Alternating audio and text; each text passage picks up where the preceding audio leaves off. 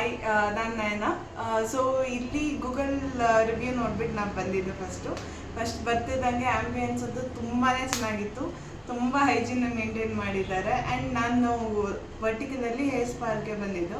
Hair ಸ್ಪಾರ್ದಿ ನನಗೆ actually ತುಂಬ confusions ಇತ್ತು, ಬಟ್ ವಾಣಿ ಮ್ಯಾಮ್ ಅಂತೂ ನನಗೆ ಕರೆಕ್ಟ್ ಸಜೆಷನ್ ಮಾಡಿ ಬಿಯರ್ ಸ್ಪಾ ಮಾಡಿಸ್ಕೊಂಡೆ. ಸೊ ಅದು ಎಷ್ಟು ಕೂಲ್ ಎಫೆಕ್ಟ್ ಅಂತಂದರೆ ಅದನ್ನ ಎಕ್ಸ್ಪ್ಲೇನ್ ಮಾಡೋದಕ್ಕಾಗಲ್ಲ. ವಾವ್ ಎಕ್ಸ್ಪೀರಿಯನ್ಸ್ ಅಂತೂ ನನಗೆ. ಆ್ಯಂಡ್ ಅದು ಮುಗಿತಿದ್ದಂಗೆ ನನಗೆ ಅನಿಸ್ತಾಯಿತ್ತು, okay let me take something ಅಂತ.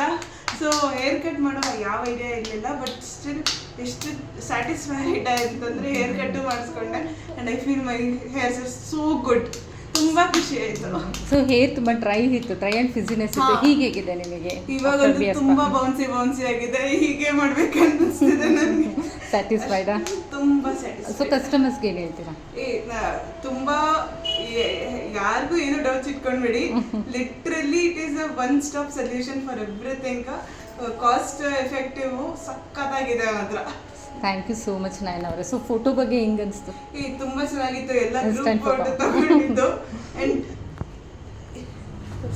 ಫಸ್ಟ್ ಟೈಮ್ ಈ ಥರ ಫೋಟೋ ತೆಗ್ಸಿದ್ದು. ಯಾವ ಎಕ್ಸ್ಪೀರಿಯನ್ಸ್ ಇಲ್ಲ, ಯಾವ ಸಲೂನಲ್ಲೂ ಇರಲಿಲ್ಲ.